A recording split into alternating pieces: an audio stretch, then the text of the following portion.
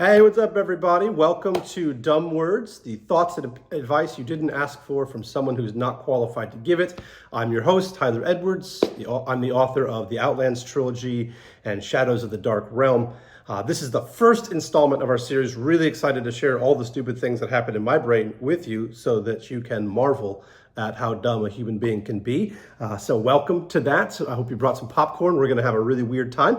But for our first episode, what I'd like to do is talk to my author friends, for those who are maybe they're just finished writing your book or you're in that process and you're starting to look at how you go about publishing your book. There's so much out there, so much information. It can be really overwhelming. And so as someone who has gone through this process several times, I want to share with you the dumb things that I've done, the dumb thoughts that I've had, in hopes that the stupid things that I do might make your journey a little bit easier and more effective. So, as I understand it, from what I know, keeping in mind there's plenty of people that know way more than me. This is not called smart words for a reason. There are three primary places that you can use to self-publish your book. The first and best known is going to be Kindle Direct Publishing, or KDP. That's Amazon's publisher for self-publishing. Then you have Ingram Spark. That's one of the best known ones. And sort of the up-and-comer in that same venue is Direct to Digital. Ingram Spark and Direct to Digital are wholesale distributors. They operate in similar ways as KDP, but also in some ways that are different. So, which route should you choose? Which one is the right path for you? Keeping in mind, you don't have to be exclusive. You can do, well, there's no real reason to do Direct to Digital and Ingram Spark. You can pick one or the other, but you can do that and KDP if you wish. Well, what you want to do is going to be based on what your ultimate goals as an author are. Is your goal to make as much money as you can to try to cover the cost of the books? Because let's be fair, if you're trying to make a book that's good, you're going to have paid for editing, you're going to have paid for a cover, you're going to have paid for probably a couple of other different things. And so you're already out a decent amount of money. And if you're trying to just I just would love to make that back at some point, would love to have that opportunity. That's one goal. If it's just, I want to get it in front of as many readers as possible, then, I just want to load it up. I'll make it free and I just want people to just read it. Whatever your goal, that will help determine which route is the best for you to take in your own publication journey. So for KDP, here's what you're going to get. You have a couple of options. You load your book up there. You can do it digitally. You can do it as a paperback. You can do it as a hardcover. They have all three of those options, provided your book is not more than 550 pages. That's the max for your hardcovers. But you can do those three, plus you can operate with what they have called Kindle Unlimited. I'm going to tell you, from my experience, I highly recommend making your book available through Kindle Unlimited. There are bad experiences. There are people that have struggled with it. There's people that take issues from it. And I understand that there's authors that have deliberately taken their stuff away. And everybody has their own journey, their own approach. I'm not saying it's right or wrong. I'm just telling you my experience with this. I make more than half of my revenue as from my books, and the readership that I get from my books starts with Kindle Unlimited. It costs nothing to check out an indie author. There's no risk for somebody you haven't heard of, because they already pay for the membership, so they can download the book, they can check it out. They don't like it, they just put it back. They're done. It's very easy. So there's a big advantage to that. You can only enroll your book in Kindle Unlimited if the digital version of it is exclusive with Amazon. So that's the big benefit there. For me, I highly advise people, if you're just looking to get your book in front of people, to gain more readers, to get more exposure, and to have it more accessible, there aren't a whole lot of ways that are going to achieve that better than Kindle Unlimited. So I would suggest doing that. Additionally, if you keep your book exclusive digitally, you receive 70% of the royalties from a sale rather than 40% if your book is not exclusive. And so that 30% differential becomes pretty significant when you consider what you get if you don't go exclusive. We'll come to that in a second. I did my first two books with Ingram Spark and Amazon.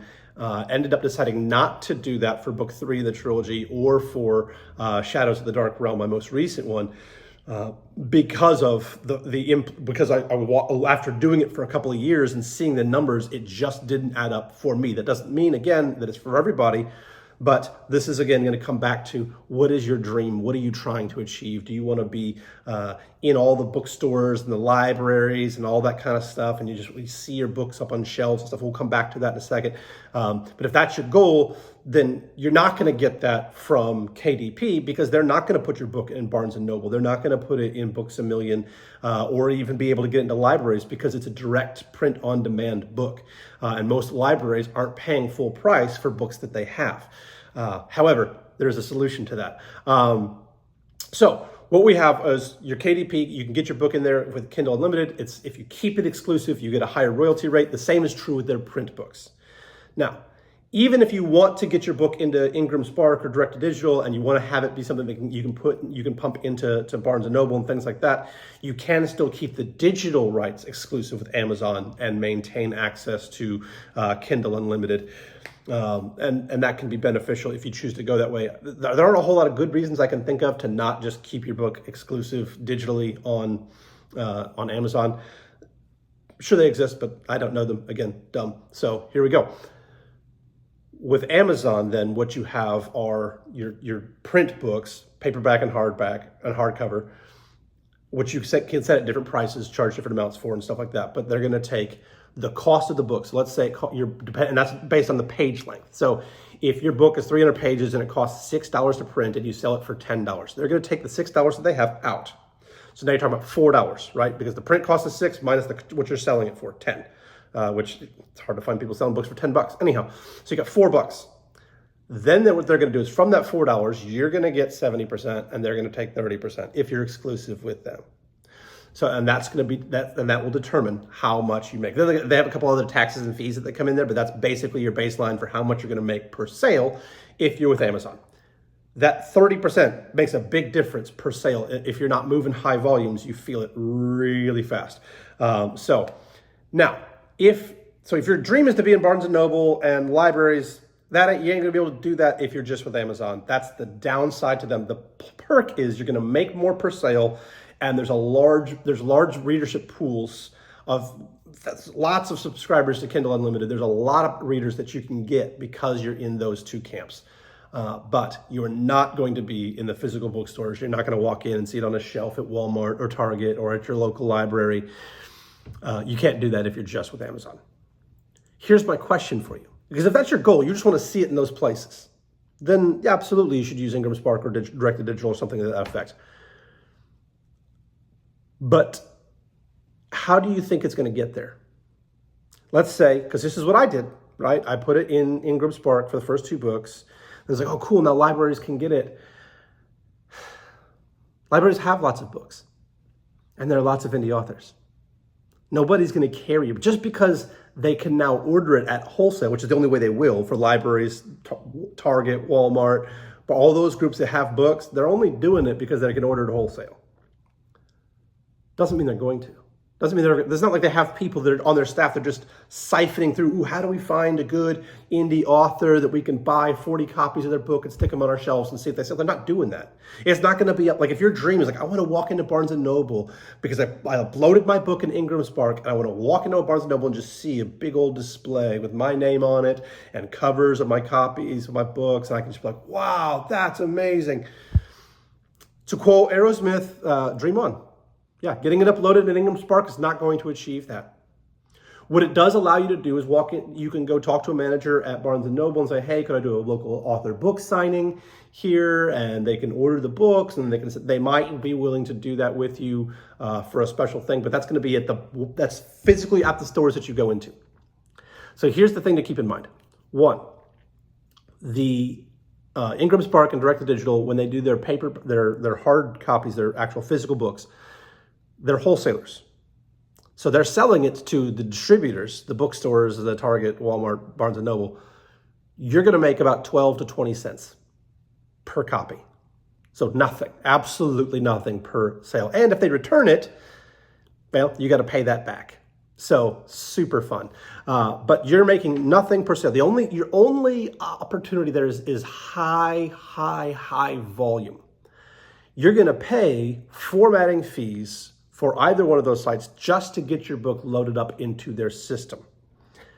You would typically have to sell somewhere between 100 and maybe 500 copies of your book through Ingram Spark just to cover the cost of getting your book formatted in Ingram Spark.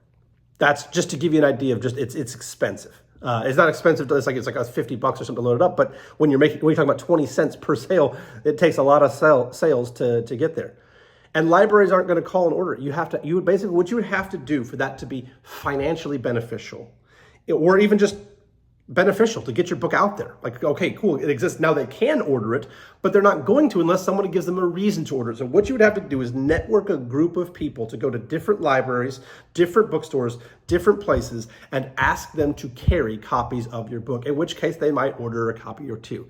And then if it sits on the shelf for 6 months and nobody buys it, they might send it back. So you're going to be dealing with this ebb and flow. You're not going to, again, unless you have a lot of time, you're trying to do like in a physical bookstore author tour, you're trying to go across and go around all the Barnes and Nobles in the country over the course of 6 months, like Forrest Gump, I'm going to run around the country and stop at all the bookstores. You're not going to see a lot of benefit from that. You will sell a few copies that you might not have before, but you'll likely sell a lot less than you would have on Kindle Unlimited if you just stayed exclusive with them. It's, to me, I looked at it after trying it twice. I did it the third time. With our third book, I didn't do it, and I did not regret it. It ended up creating a higher, just profit margin and engageability. But there's nothing wrong with it. It's just recognizing, like, if you're doing that, you're not doing it to make money. You're doing it to try to get the book out there. But then you actually have to do all the legwork. That was the part that I kind of like, oh, it's now got access to 50 different countries and all this different stuff. So, now my book can get in front of people and it increases my chances of getting discovered and somebody finding it. Not really. Because there's thousands and thousands of indie authors who've published their books through Ingram Spark, and there's still too much volume. No one's going through and trying to find these books. You would have to go promote it to each store in person, or at the very least over the phone, every single store, every single time. Here's the alternative that could be a better use of your time and money. When you go through Amazon, you can order author copies at cost. You can get a large volume of them. Local bookstores will typically, if it's like a privately owned bookstore, a lot of times they're thrilled to have you come in, and basically they'll host a signing for you, and you can just bring your own books in. You bring your own copies. They check you out at the register. You tell them, here's the price that I want to do it at. They'll check the people out, and then they'll take a percentage of the overall take, which is pretty reasonable. A local library, if you want to get it into libraries, you can take them an author copy and gift it to them. And you may even be able to work that out. Usually you can't work that out. It's hard to with Barnes & Noble because they don't want the books taking up space. They've got plenty of access to books. So they don't like to do things on consignment from the conversations I've had with them.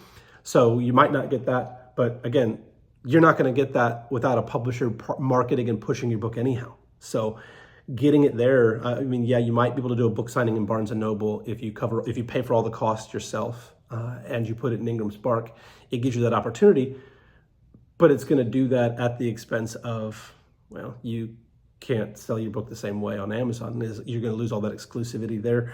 So it's just figuring out the right way. It's not a right or wrong. It's just which one better achieves your dream. You're probably going to make less than you spend going the Ingram Spark way. So that's just a couple of thoughts on it. It's just recognizing, like, I said the pressure is getting into something like Ingram Spark makes your book feel more like it has been traditionally published. And sometimes that's the win, and that's what you're looking for. And that's totally fine. Because then you can call libraries, you can call bookstores, you can ask them to carry it. And that may be just I just want that. I just want to have it and see it and know that it's physically out there in the world in different places. Then that's absolutely worth it. But if your ultimate goal is just to get readers and to sell some copies of books and to have people be able to find it and read it, Amazon's going to do just as much of that as anybody else. And so you're not going to gain a whole lot by trying to do it. You're just going to lose percentages and stuff like that. So that's my experience with it. I hope that some of that is helpful for you in kind of identifying kind of which route you should take. But yeah, it can be tricky. It's just, again, everything in the writing world is going to come down to what's your definition of success? What are you trying to achieve? And if one road provides that, then that's the route that you need to take. If you want to see your book in Barnes & Noble, then you need to not be exclusive with Amazon because you're not going to be able to do that. But at the same time, If that's not your biggest concern, if independent bookstores is fine for you, and just having it out there where people can read it, then Amazon may be more than what you need. And if that's the case, then don't lose that 30% of royalty just to have it sitting on somebody else's website, not being looked at or touched too. So anyhow, just some thoughts. Hope that's helpful for you guys. See you next time on Dumb Words.